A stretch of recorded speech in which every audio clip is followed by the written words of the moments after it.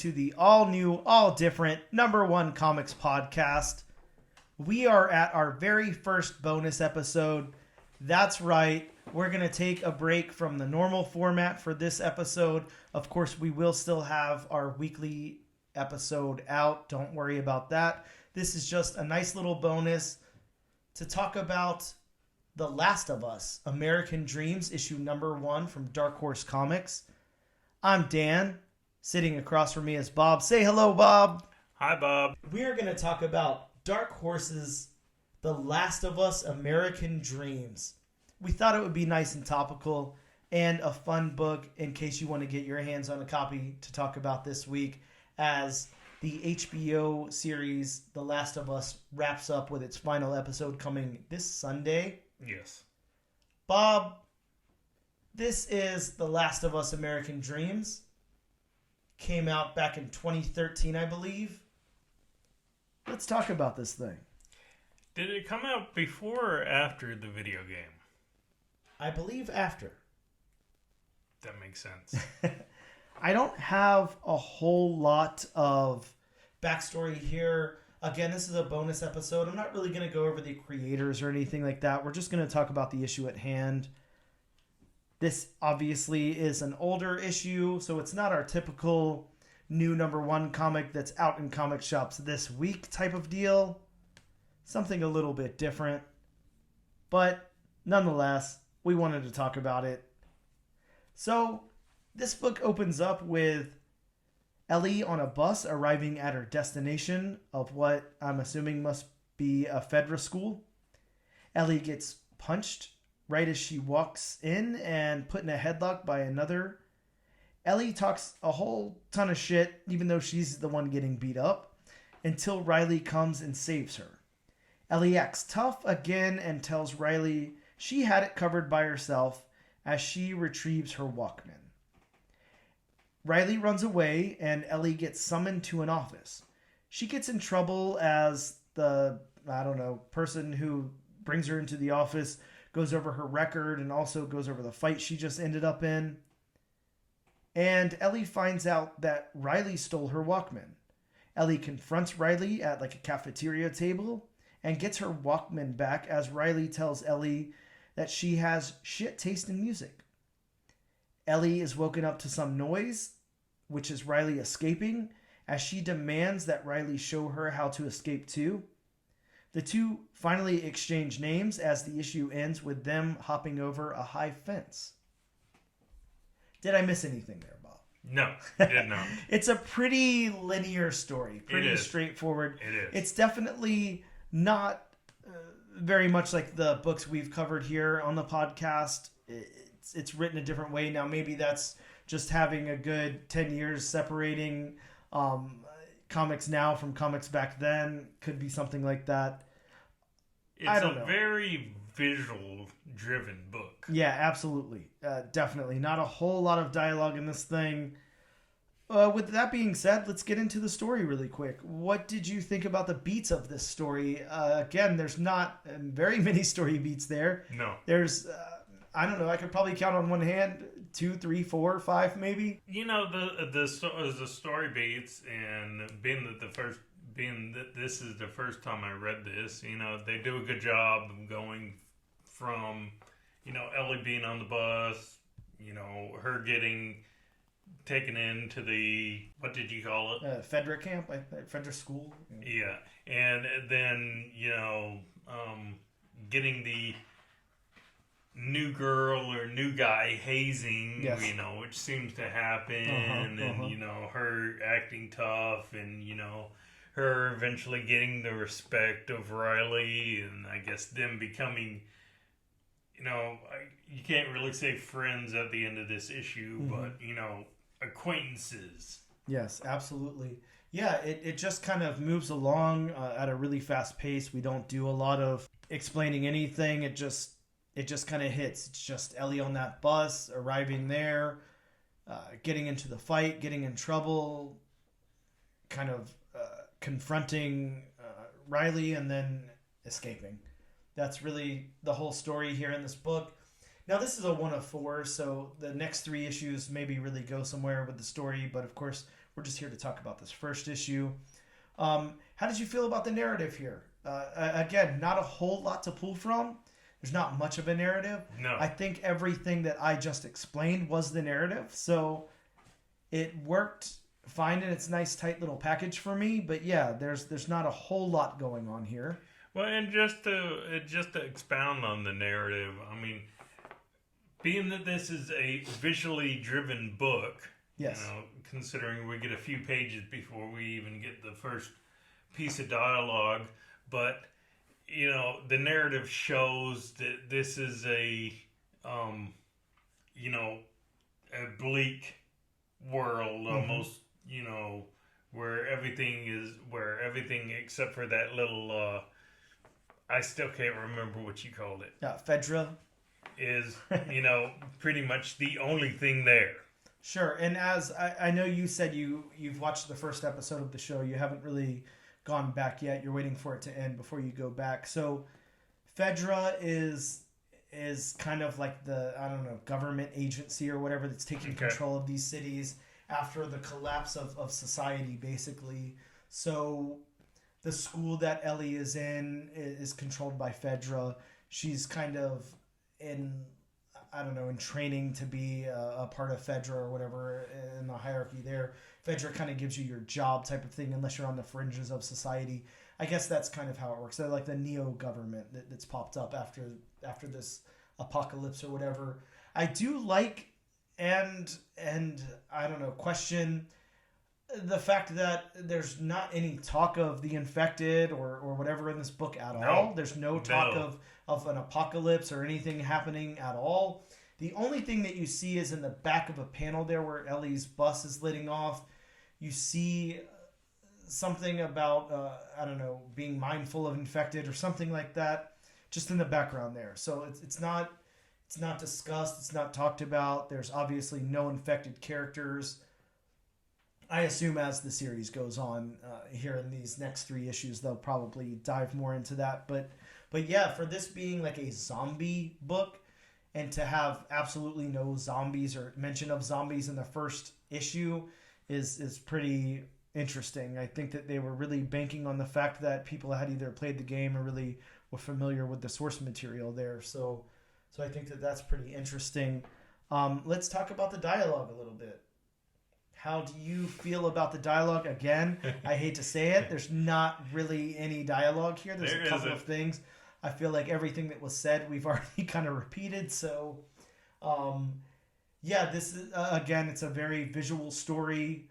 It's kind of banking on the fact that you kind of already know what's going on. I think that, in all fairness, this is more for somebody who had played the game already or already knows what's going on. And this is supplemental material, because I think that if you had no clue and this was just a book that you picked up off the racks, you wouldn't be that super interested in reading the next one, in my opinion.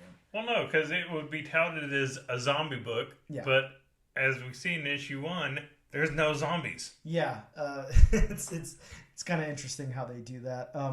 So yeah, not much with the dialogue, the world building at least. I think that it's got a pretty satisfactory amount of world building. We see that maybe not as much as something like the show or probably the game. We can't really tell that there's not, like modern society and electricity and stuff happening, but you see at least kind of this rundown facility and bus and everything.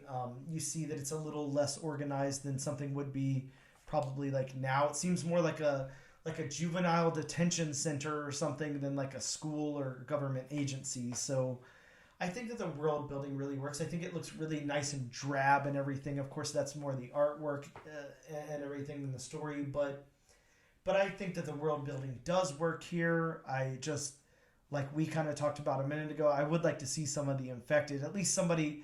It would have been nice if they passed, I don't know, an infected, like killing somebody or something in the background. I don't know, just something to allude a little bit more about this world, but that's unfortunately not exactly what we got, so that's okay. How about the art? Let's move over to the art. Let's talk about the characters. This one's going to be hard because I don't dislike the art at all. I think it's good and it's fitting. I think that having that real world view of the show, and then what I've seen from the game, it doesn't match with that. So It does not. yeah, it's definitely It's definitely more of like your I don't want to say cartoony stuff. well, yeah, that's what I was gonna say. It's more stylized towards that. It looks like something, yeah, more of an illustration than like a comic book type of thing, which is fine. But it's definitely not a real world depiction. No. It's cartoony, like you said. The characters Ellie and Riley and some of the other characters could fit into a cartoon. That's kind of what they look like. Not to say that's bad or anything, but it's just a different image than what I have in my head of the characters. Of course, anything where something's come out before or whatever is going to suffer of that, or something that's more popular will suffer of something like that. Well, and I guess going along with the art, I guess some people may be put off because going from the art of the game, Yes. and then going to the art of this comic, I could see people being put off by that because, granted, video games, so, I mean, you want to, of course, they want to show off, the processing power, all that kind of stuff. But considering the game was, as realistic as possible. Yep. And then, us just saying in this comic, it's more of an almost cartoony style. Plus, you just look at the cover and it's like two different art styles. Yep, definitely. Yeah. I think that, like you said, you're expecting kind of what's happening on the cover here and then getting something completely different on the inside. Most comics operate that way, of course, for the most part. You typically have a different cover artist than interiors, which is fine. But this is, I don't know, painted. It's very different than what you're getting on the inside. Very, very different. So whether that's good or bad, I don't know. Let's talk about the locations. I think that I did a little bit in the world building, but I think that the locations work. I think that it's dark, it's drab, it's a little run down. The world definitely feels lived in. I think the locations work. They don't look like they were just, I don't know, illustrated for the point of this comic and that's it. It looks like it has a strong history of source material and stuff as it does. So what did you think about the locations here? I thought the locations definitely showed, the bleakness and the drabness of this world as it is now, where most everybody is infected. Yep. And I mean, you get them scaling the fence where you see, the outside world, which has been quarantined off from, the federal location. Yep. So I thought they did a good job with that. Yeah, I agree. The locations worked well. How about the backgrounds? The backgrounds, for me, didn't stand out particularly much. They're kind of just there. I think that's a good thing. They fit in with the world. I think they worked along with this art style. And there was things happening in the background. I think that I'm satisfied with the backgrounds here, but there's not a lot that I can say about them. Well, I thought the backgrounds worked in that, especially when you have like a post-apocalyptic book, like, any zombie book is, or anything doing with zombies is post-apocalyptic. Yep. You don't want everything to be, 100%, like perfect Alex Ross, painting style. You want to have a little bit of roughness to it, and like it's been lived in, like it's been used.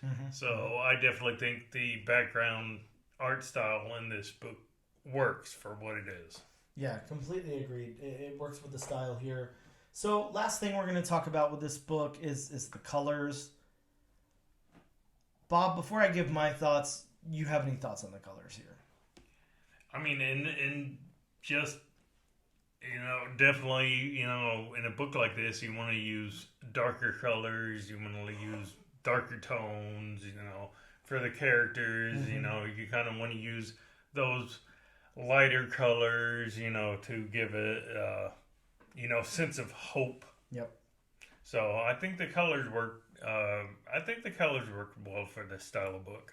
Yeah, I agree. That's kind of what I was gonna get into. I think that the colors really kind of shine here.